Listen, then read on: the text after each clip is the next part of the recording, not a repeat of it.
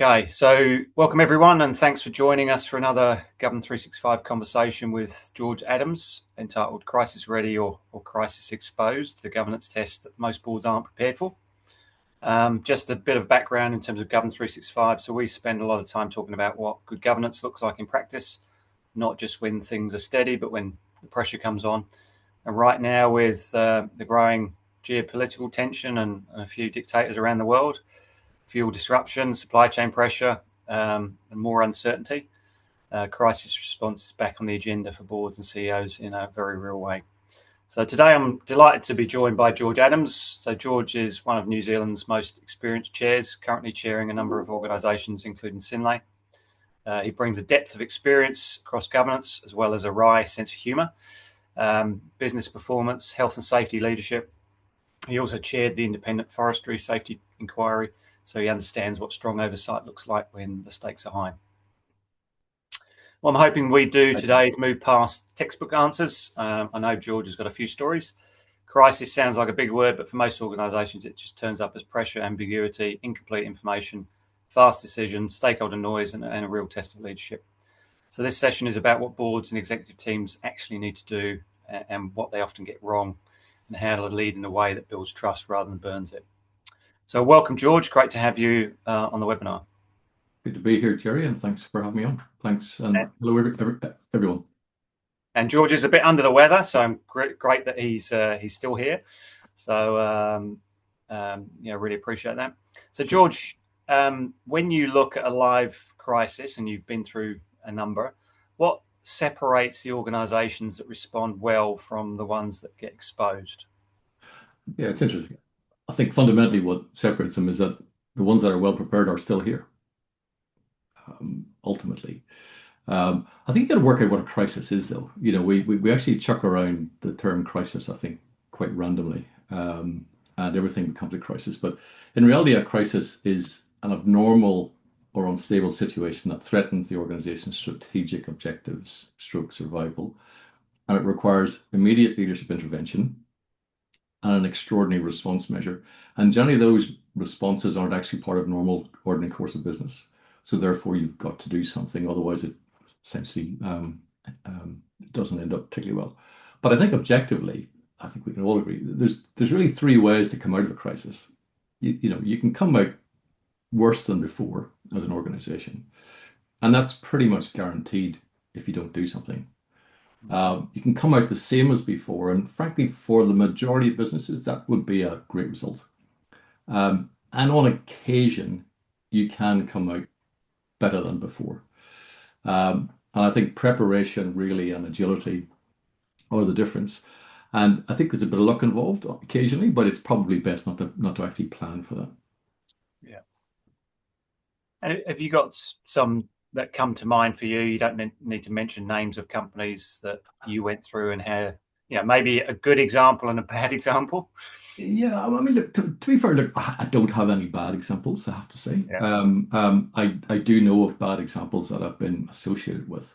But it's interesting. I mean, I actually made a list, curiously, this morning, and I've been directly involved in 6 crises in 35 years, and also that I could remember 6 incidents which involved essentially an incident response plan being pulled out. So I think the interesting thing is that they are real. They do happen. I think in our minds as human beings, it's much easier to kind of put these things to the side and not to imagine that the worst is going to happen. But frankly, when I look at everything from essentially floods, fire, pestilence, um, earthquakes, financial crises, been through 2 of those. Uh, it's actually amazingly regular. So therefore, it's not an esoteric kind of conversation to be prepared for. And really, preparation, I think, makes all the difference. Yeah. Got a question here from someone here. So research indicates governance boards spend up to 75% of their time on compliance. That leaves almost no bandwidth for foresight. External strategic guidance matters more now than any point in recent memory due to multiple high-impact events such as pandemics, geopolitical upheaval, supply chain, AI, trade wars, all hit in the same window. What's your view, George, therefore, on also having an advisory board of 1 to 3 people to help provide this insight? Does Synlait have an advisory board? So no to the last question, we don't. But look, it depends on the size of the business. If you've got a particularly large business, having an advisory board may actually be quite a good idea. Um, I would actually despise being on a board that's spending 75% of its time on compliance. Perhaps in banking, where you've got extreme probity rules, that's sort of par for the course. But I'd hate that, frankly. Um, and actually, any board that's spending 75% of its time on compliance really needs to have a look at itself. Mm. Okay. Um, that's not what you're there for.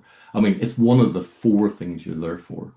And I would say it should be, certainly no more than a quarter, depending on the type of business. But would I have a separate advisory board for this? Probably not. I think if I've got a robust enough either audit and or risk committee, I think I'd be probably running it through the risk committee to ensure that we were as prepared as we had to be. Uh, is there, in terms of strategic foresight linking to that question, is that something that can help prepare a board? Or are the crises so out there that, you could pick too many scenarios that aren't going to happen? Yeah, look, as I say, it's interesting. So if you take most businesses, right? You know, a financial crisis is going to be really important to you, right? So that's right. So you've got to have some, I think, preparation for that. Then if you look at what you're selling, you're in all likelihood going to have some sort of a crisis around a product or a product set at some stage, right? If you're, that's entirely possible. Things like global pestilence, I mean, COVID. Apparently, we get one of those every century, right? So hopefully, we park that one, and that'll be my kids' problem in 100 years' time. But who knows? Um, um, but whether it's COVID, whether it's bird flu, whether it's swine fever, there's kind of something which will, potentially affect your business. So I think there are probably buckets of risk. Cyber is another bucket of risk. So I think if you take just those three items, right? So essentially, finance, cyber, and product. Uh, you could stick in a fourth for pandemic type environments. Then modeling certainly one of those, or modeling a framework for those, all of which we've probably all experienced actually in the last 30 years. I've certainly experienced most of them since 2000. In fact, I've experienced all of them since 2008. Mm. Um, I think we have to. I think you have to actually acknowledge that it's something that we absolutely have to be prepared for. Yeah, Uh, and play out as a yeah, as a I know it's a health and safety comment, but it's interesting that years ago I remember speaking to a coroner. It's not a particularly pleasant experience, but I had to speak to a coroner in relation to some incidences which had happened. And this was a very experienced coroner who had spent nearly 35 years actually, essentially in his profession. And it was super interesting when I was talking about the various types of accidents that had happened. His comment to me was that in 35 years, he'd come across one which was genuinely not foreseeable. well, Everything else was entirely foreseeable. So I actually do believe that most things are actually pretty foreseeable as far as the sort of crises that we've got. Um, it's just easier to kind of put our head in the sand, frankly. yeah, okay. There's another question here. In the heat of a crisis, when the boundary between oversight and operations naturally blurs, what specific rituals or communication cadences have you found most effective to maintain the noses in, fingers out balance without the CEO feeling unsupported? Yeah, um, I think. you need to have exceptional communication in really difficult times. Um, and it is easy for a CEO to start to feel very uncomfortable. But the good ones actually acknowledge that it's a crises tend to be a team sport. So if I take, say, the financing crisis we went through in 2024, I sat down with the CEO, and we essentially organized not quite demarcation. What people think is a kind of it's a hard line, but we did demarcate ourselves responsibilities, and we communicated sometimes two and sometimes three times a day in terms of this is what we've said, this is what the progress has been, and I think you've got to be really clear that apart from anything else, you actually can do some of the heavy lifting, which is important because while you might be dealing with, say, an external stakeholder group like the stock exchange, in reality, they're dealing with suppliers, they're dealing with your banks, they're dealing with staff. So they have generally a much bigger responsibility than you have. So for me, actually, really active communication uh, with a little smidge of empathy works extremely well. And if you're both acknowledge that things can and will go wrong. We're not going to get it perfectly right every time, but you've got a bit of give and take, but you're working hand in hand. I think that's the way it works. Cool. And linked to that, so what do you think boards most often misunderstand about their role in the crisis? So where do they help? Where do they accidentally make things worse? So, Yeah, look, it's interesting in terms of, yeah, look, do I know what most boards think? I think most boards actually generally get it thereabouts, right? I haven't seen any research either way, but um, um, I think, look, there is a desire, crises, um, most crises, I think, characterize a response which requires urgency.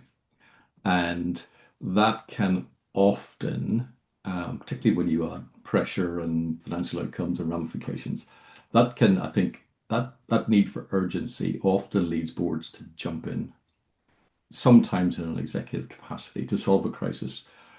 Rather than I think what you need to do is actually shorten up the lines of communication, change the cadence of board availability, and enable management then to basically consult you where needed to make sure that the relative guardrails are up, but that the notion of promptness is about your availability and the meeting cadence rather than you actually getting your hands in. I think the other one, and I have seen this, is boards can swamp an organization with information requirements because they want to know everything, right? And they want to know it right away. I mean, that's the ideal sort of information is right away and 100% accurate, right? Well, a crisis tends to maximize the level of divergence from that particular objective. And when I do remember actually having, a board call whilst under a table in an earthquake because the board was interested in what was going on. And it was a very sporty afternoon actually, and I was just grateful that we still had cell coverage because all of our everything else was down. Um, and so that could, and in my case did get tedious very quickly. So I think you got to be mindful that management are in the best position to manage a crisis. You're there to support them. Don't detract them from the job at hand by essentially sending information requests that can't we do anything with it anyway? So that finding that balance is important. It's challenging, but it's important. yeah, But it's much easier if protocols have been agreed in advance, right. and That's the that's question I was going to ask. well, that Yeah, that's the thing actually. And I mean, it was interesting actually. What I did after I mean, clearly I'm a slow learner, but what I did after the second earthquake, um, when I was actually in Christchurch the day it happened, I kind of knew what was coming because everybody wants to know, right? You've got a group organization, you've got leaders who are not here, you've got a matrix organization. Everybody wants to know everything. And mostly you don't know everything, right? You just know what you know. And so essentially, we had created a template of effectively what are the key information requirements that people are going to have? Which areas of the organization are they going to be asking? And essentially, what we did was I used to write that every day. That would come to me. I would write that every day, usually about 4 o'clock. Um, and it wasn't particularly long. It was literally 2 pages, but it was very succinct. It was everything we knew. It was what we were doing, and then effectively that will be sent. And I made sure that was sent to the group CEO, and the group CEO dispersed that as they saw fit, and no one else called. So you didn't have the just super tedious, annoying calls that you really can't do much about. And you were able to focus on essentially the organization and getting things resolved. So to me, that's critical to have those frameworks in advance. Because the amount of time you'll burn, frankly, just dealing with sometimes really well-meaning questions when you don't have time for it is quite distracting. So I think being really aligned on external messaging, on internal messaging is critical. I think it's easy to resolve these issues internally, but in a crisis, it's actually really easy to resolve the issues internally, but to lose the external PR war. Mm. And we've seen that a few times actually, where you're doing the right things, but you get nailed for it externally. I mean, Fonterra, for example, lost that fight some years ago when they had that quality issue. In reality, it wasn't actually an issue, but somebody took a photograph of a dirty site, and all of a sudden it was a global issue for them. So anyway, that's I think for boards, just step back a bit and give people the space to resolve things. Yeah. So a crisis happens. What's the most important thing for you as chair and the CEO in the first 24, 48 hours to get right? Yeah, I'm reminded of I mean, I love a bit of war history, so getting a Winston Churchill quote into any conversation is always fantastic. So during the Battle of the Atlantic, 1942, when things were going very badly, um, Churchill sent a message to Dudley Pound, who was kind of running that, and he said three things: tell me the facts, tell me what you're doing, and tell me how I can help. Now, honestly, we can put a lot of management speak around that, but in reality, that's exactly what you want to know.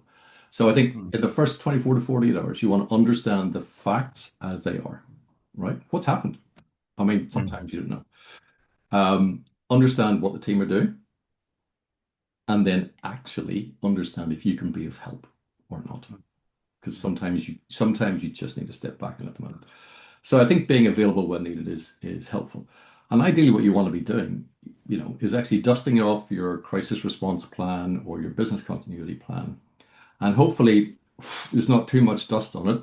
Hopefully, it has been pulled out of the drawer and The actually mobiles are correct, tested. and Absolutely, and the mobile numbers are correct, and yeah. the folks to call are correct. I mean, that sort of stuff, that little stuff, makes such a difference when you don't have time to start faffing around. Yeah. These days, it's easier. Our manager, he's left a year ago. Oh, He left a year ago. Absolutely. Or he's doing something else now. Or oh God, she's in Peru, she's on holiday. It's yeah. it's like so and I think what you got to do then is agree to share information as quickly as you can, promptly. As I say, then you move the board cadence up to what you think it's going to need to address the issue, depending on what it is. Yeah. It's interesting during COVID, I think we all moved into weekly meetings. I'm sure every board did. Um, those 6 o'clock meetings when you're just that was between that 6 o'clock meeting and your first gin of the day. That was pretty much life for us for weeks. But quite quickly we figured out that this was kind of a rolling issue. It wasn't going to be Yeah. resolved on a weekly basis, and so we all dropped back to 4 weekly or bi-monthly. But I think you've got to kind of step it up, and in the meantime, it's easier to step it back. So I think then move forward to that cadence, agree that single point of communication, and I think agree with the board you get some very excitable members on boards who are constantly calling various people, and that's distracting. So try and agree that you're going to not do that. You're going to be grown-ups, and you're going to have a single point of communication. It's much easier then to manage the communication if you can do that.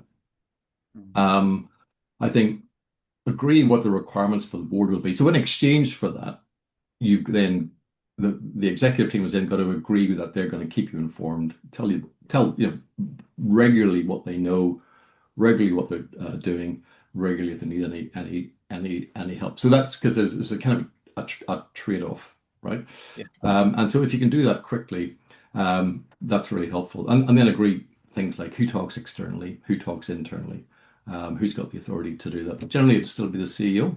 But if there's snowed, maybe the chair. Although I generally have a rule, I only talk about good stuff as a chair, and I let the CEO handle all the crap. So good general rule. All right. Here's one around. So when you sense, so basically, we often hear the culture is the ultimate leading indicator of crisis. So when you sense groupthink or a reluctance to surface bad news in the boardroom due to, for instance, lack of psychological safety, what mechanisms do you employ to shift that culture before an external crisis forces your hand? So put down, there's many examples where this has turned out to be the main issue, such as Volkswagen, Dieselgate, Boeing 737 Max, UK Post Office, Equifax, etc. Yeah, I mean, it was interesting. I don't know about you, but I watched that Boeing downfall Yeah, program, and it was quite an interesting one. The UK Post Office, just unbelievable, I frankly. know. Yeah, Yeah, I mean, culture does eat strategy. There's no question of that. So I think as part of the organization, in terms of how you address that through, for example, risk management and risk tolerance at a board level, I think genuinely having sensible conversations about what can and will go wrong. I mean, at the minute we've got I think a bit of a challenge clearly around say fuel prices, but it's not a crisis. It's certainly a challenge because there are structures around. We've all been sitting there looking at our FAF adjustments coming through, and I'm happy about that. But there's a good process for resolving it, right? If the boats stop coming with fuel, then it's going to turn into a crisis. mm. And actually understanding what you would do in that stage is quite a challenge. And we've certainly been given that some thought. Now, there aren't that many non-diesel, heavy haulage trucks around, so that's going to be slightly problematic. Um, but in terms of, things like, on-farm storage, we've been looking at that. We've been looking at who can and who can't. We've been looking at parking tankers on farms for additional storage which would provide some time, but you can't do it everywhere. Um, Drying off, for example, is certainly an option because you've got an animal welfare issue. So I think it is certainly something that the chair can lead, and I think a board certainly has a responsibility to make sure that it is looking at these things. I mean, if I look at Volkswagen, I'm not sure. I mean, did they intentionally try to hide that? I think they did, to be fair. There's no doubt about that. Well, that's what the Supreme Court in the US found was that they did. But that was probably born out of something else, I guess. And it's really Yeah. understanding what it was born out of. And if you look at, say, Toyota, who had the enormous issue back in, I think, 2010, 11 with sticking accelerators, sticking Mm. throttles. I mean, they withdrew millions and millions recalled millions of cars and had to do it. And they could have gone under as a result of that in the same way as certainly Volkswagen were fined hugely. But they turned that into an absolutely amazing comeback in terms of their refocus on quality, their commitment to quality, their commitment to customer safety, driver safety, etc. Um, so I think it's I'm not entirely sure what the answer is. If you've got a bad culture at a board table, then it's probably going to manifest itself in other things. It's really hard to tell from the outside if Yeah, yeah. what And some of those, probably the chair was, part of the issue in terms probably, of probably, not probably. pulling it out or being, covering it up themselves. Yeah. certainly in the post office, when you look at that one, Oh, you've 100%. got to say they were culpable from the board 100%. start. 100%. Yeah. And I think you've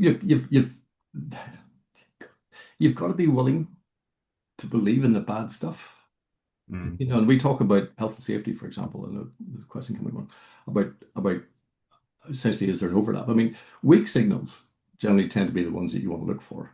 And it's those weak signals that don't necessarily make it all the way through. They tend to be the ones that you should be paying attention to. Because they're the ones that actually will give you an indication that there's something wrong. Yeah. Um, um, um, but yeah, not entirely Yeah. sure I've got an answer for Yeah. that one. So you talked about, obviously tell me the facts, and you also said about sometimes boards want too many facts and too many perfect facts. So what's the where do you get the balance between um, enough facts of enough quality versus overloading and demanding too much? How do you strike that balance? Yeah, look, it is. I think it's exceptionally difficult. And if I look at the sit, I mean, I should probably have "it depends" written on my forehead because it kind of does. And it does depend on what the crisis is. So if you take, I mean, I went through the currency collapse in Russia in 1998, and we we had for probably 3 to 4 years known that there was a distinct risk that that was going to be the issue at some stage, right? And so we'd prepared for that with an enormous amount of work around our effectively our balance sheet and neutralizing potential exposures when they could and we felt would happen. And whenever, we woke up that, I can't remember the date now, but it was, I think it was sometime around August, and the ruble had been trading at roughly forward to the US dollar, and by about 10 o'clock it was trading at 32 to the US dollar. And it was clear it wasn't going to get any better by 11 o'clock. You know, we were okay because we had effectively put the controls in. We had natural hedges, blah blah blah. We'd done everything. And actually, to be fair, it was kind of like a meh. Whereas I know that a sister company who we were associated with, they wrote off $1 billion US that day Wow. because they hadn't done what we had done, right? But then there was another problem, which was that I had 38 expatriates in country, none of them living in the big cities in Moscow, which were going to be fine, but all living pretty rural, to be fair. And in essence, by the end of that day, the supermarket shelves had been cleared. Now, Mm. these guys didn't have, huge food reserves. Um, so some things become really, really instantly challenging to deal with. Some things you can deal with over time to actually mitigate issues.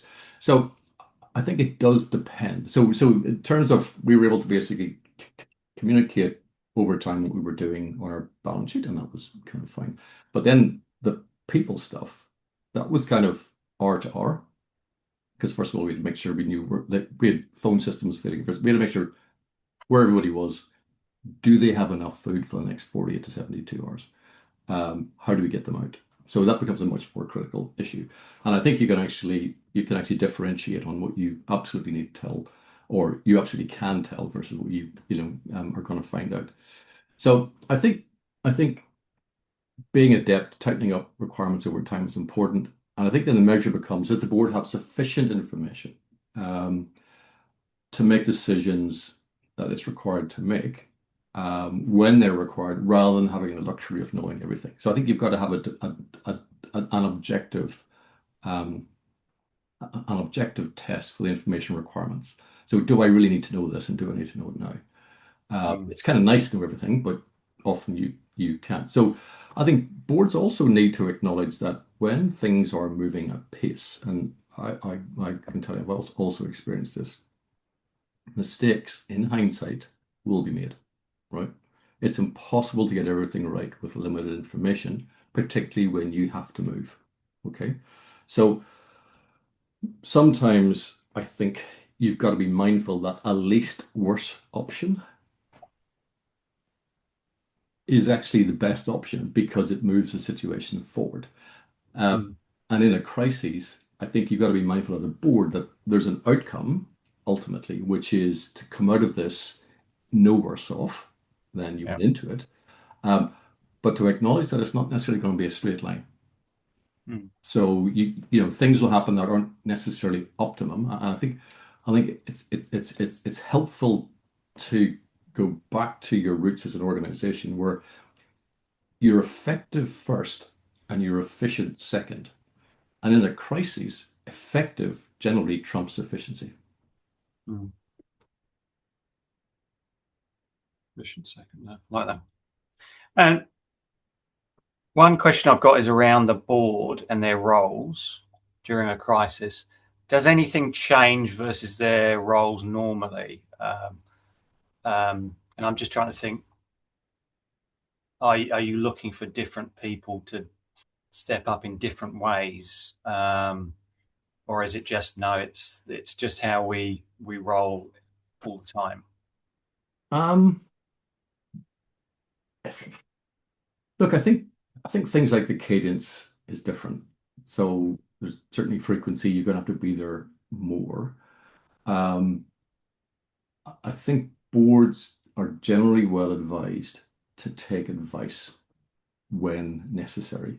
And so you're going to have to be, I think, considerably more open to being advised more frequently. So if I take sort of in the last couple of years, certainly around sort of financing issues, you have multiple advisors. I mean, honestly, so you've got legal banking advisors, you've got banking advisors, you've got independent financial experts, and so I think you've got to be open. You've got to be open to actually sitting down and really synthesizing the advice that's coming in, and usually quite quickly. That I think does change your life quite a bit in terms of you just don't have the luxury of kind of meeting every second month and kind of having 2 weeks to read board papers. So I think you're drawn very much into the sort of gravitational orbit of an issue much more closely than you would be if you're sitting out. But I don't think your role is different. It's just more, if that Mm. makes sense. That's certainly my experience. It's just more. Yeah. And there's a question I'm going to ask a similar question to this is I've been through media training, as you probably have as well. Yeah. And if you look at what politicians do, they never answer the question. They always have to state the point. What's the balance between, because I think about the reputation of the company in terms of honesty and vulnerability and openness versus being on message with what the PR people say that you need to say in this situation. So, have you had situations where you're torn between actually, I want to be honest with people, but it might leave me a bit vulnerable with a company and the message? Yeah, honestly, all the time. And look, I haven't always got it right. I remember back in 2013, I think I was on talkback radio for a full week with a journalist in the Herald offering to carry my bags to the airport. I was going, well, I didn't know I was leaving, but um, just because I'd asked effectively the wrong question. Um, but I think there's a few things that are important. So I think telling the truth is really critical. Because first of all, A, I'm not that smart, and B, it just prevents you having to remember all of the lies, and you will get caught out. You will get caught out. So I think the first one is you want to have a coordinated message, and that takes energy. I prefer one story, and that way it's not too difficult to remember. So if I take if I take Sinlay as an example, we generally will do 4 sets of comms. We do a set of comms to the stock market. We do a set of comms to staff. We do a set of comms to our banking community, and we do a set of comms to our farmer suppliers. Now, it's the same core message in all of them, but we try to understand their unique interests and concerns and attempt to address those specifically in the comms that are directed to them. In any sort of environment, staff are worried about change and their jobs. Mm. Farmers, suppliers can be worried about getting paid and having someone to take their milk. So you think about that. I mean, bankers are just generally interested in getting paid, right? And the stock exchange, you've got continuous disclosure obligations, so you've got to make sure that's squared off. But I like one core message. We generally build one core message, and then we add on the elements that our stakeholders are interested in. I think honesty is the best policy. I don't think I've ever been at a point where I've regretted being honest. Um, I think the situation is important enough to not sugarcoat it, but you have to tinge it with a degree of optimism, right? Mm. I mean, ultimately, that's what leadership is about. And also, I think remember to be human. Empathy goes a really long way in difficult times, but be careful not to tell people what they want to hear. Um, so I remember I remember working at nighttime. I did a night shift at a factory, when I was 18. I was the only other person. There's only one other person who was working that night, just so happened. And we were working in different parts of the building. And yeah, it was a very noisy environment. So, you had headphones in and all this sort of stuff. And at about 2:30, we had a quick cup of tea together. It was my break. And he'd went off to do his thing. I went off to do mine. And then at 5 o'clock, I was kind of worried because normally I would have seen some lighting going on in another part of the building. Because I knew he would. One of the things he did at 5 o'clock was turn the main boilers back on again for the day shift starting at 8. And I could kind of tell because he would hear, and I couldn't see him. Anyway, I discovered that he had unfortunately passed away in his um, little office thing that I'd been working in. Called ambulance, all that sort of stuff, which was quite confronting as an 18-year-old, I have to say. Mm. But I remember going to, we're Irish, so we went to the family home, and he was a single guy. He was in his late 50s. He'd been a merchant sailor, and he'd been only home kind of 5 or 6 years, and he had this little job after he came home. And he had two sisters who'd never married, so they were single as well. And I went to the home, and there was lots of people there. And I was like 18. I was like, oh my God, this. And they just simply wanted to know, had he suffered? What do you say? Right? So I knew what they wanted to hear, Mm. but I couldn't help with that because he'd been in another part of the building. And you go Yeah. like, the easiest thing to do in the world would have been saying, no, we were having a chat and he'd had a heart attack and it was very sudden, blah, blah, blah.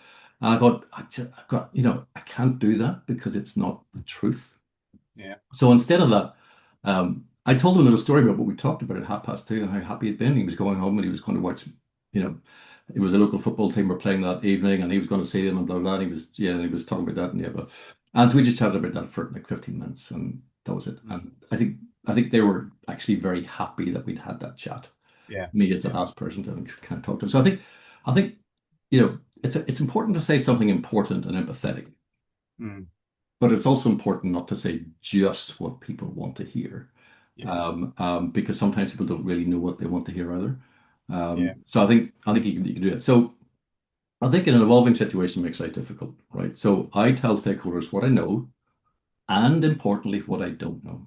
And I think Yeah. I've tried to do that because there's a level of integrity which that creates. I also say that in these sorts of situations, they become show me, don't tell me situations. So therefore, I try not to use any sort of grandiose claims or hyperbole, because honestly, that's the first thing that will unravel your position. And when you're trying to build and engender confidence, even though people want to know everything, most people understand that that's not the case, and they're not going to understand everything. So I think take your time, build confidence, say what you know, say what you don't, but also say what you're doing, and when you think you'll be able to tell people more, right? Yeah. And if you kind of stick to that, mostly I think that that actually works. And you've got to manage expectations, Yeah. um, which is also helpful because if you do that well enough, you know, the time after or the time after that, when you're able to basically stand up and say, look, as I said, a couple of, last week, this was going on. We were going to attempt to do this. And actually, I can report that today this has now happened. So, that's essentially how you can build, I think, a nice web of credibility Yeah. for the business, and without kind of, some people just get over their skis too much, Yeah. and you end up coming off every time, Yeah. Uh, unless you're a hell of a skier, frankly. so just flicking onto your health and safety leadership. So you've got a very strong health and safety leadership governance background as well. What lessons have you taken from safety leadership that apply directly to crisis leadership? Yeah, look, it's, excuse me, apologies. I think that's a good question. Look, I mean, I think one of the things that I've tried to do over the last sort of 10 or 15 years is not to have a huge difference between health and safety leadership and just leadership, because it's just generally leadership. But I see both disciplines therefore as very complementary. And I think the piece that comes out of it that I think is actually helpful is that good leadership is not about ensuring there will not be any accidents or issues, right? Good leadership acknowledges that things will go wrong, and often they'll go wrong in the most unusual circumstances. Okay. And that is a fact. But good leadership is about ensuring, therefore, that when things go wrong, an organization has the capacity to ensure they go wrong safely, or they go wrong in a way that can be managed to an appropriate outcome, right? And that's from a safety perspective. It's why you've got seatbelts in your car. Okay, the fact is you are going to have an accident at some point in your life. It's just a fact, right? Um, so you have seatbelts. Effectively you have the right hand side of the bow tie in place.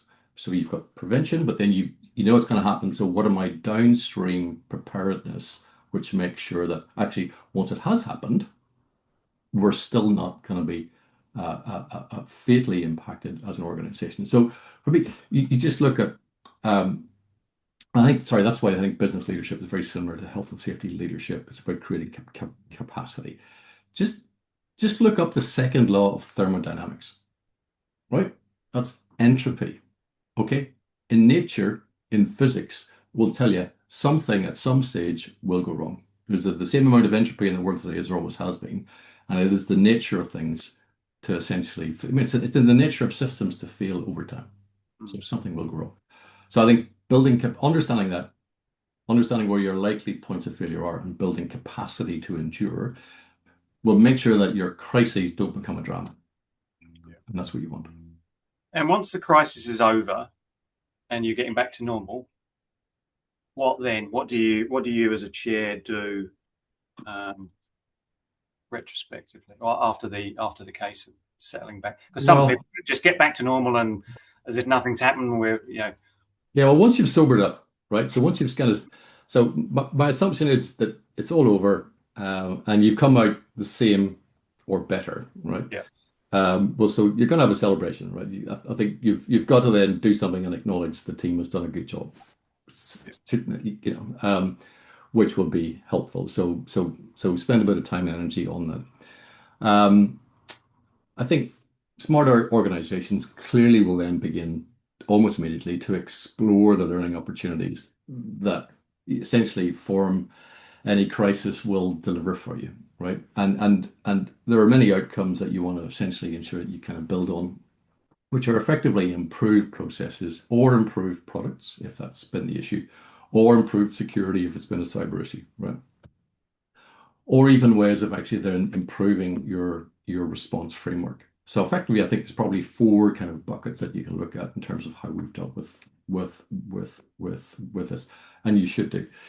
I mean, as I said, you can come out of it worse or the same.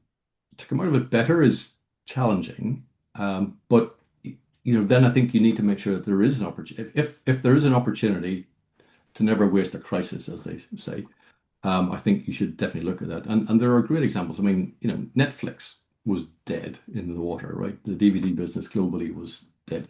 And they turned that crisis into the energy required to build probably one of I think, the world's leading streaming services today. Toyotas we've talked about. I mean, Zoom. I mean, we're sitting here on Zoom, right? Zoom was like a pinprick of an organization went through COVID and went, well, hey. Um, um, but the interesting thing about Zoom was they decided that they were going to stop all development for the duration.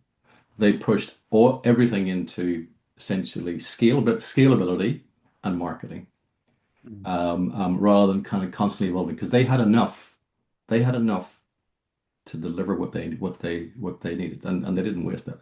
Now, if I look at say Christchurch, when ultimately we lost our second factory in Christchurch, um, we had lots of challenges with that. It was an older facility. The facility we built and reopened exactly 6 months and 8 days after the second earthquake in February was absolutely nothing like the one we had before that. It was resilient.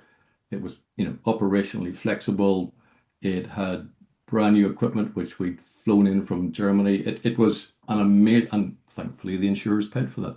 But it was an amazing. It really is an amazing. Well, was anyway. It certainly is today an amazing facility that we took the opportunity from. So I think you've got to be mindful to make sure that your internal processes are dusted off and looking good. But by the same token, is there an opportunity here? And sometimes you're lucky enough for that to be a great opportunity. Of course, you got to survive it first. You got to Yeah. survive it first. Yeah, brilliant. All right, thank you, George. That's been fantastic. Some of the things I've written down here. Let's get back to my notes. So, as you said, what actually is a crisis? So, an abnormal situation that threatens your strategy, strategic plan of the organisation.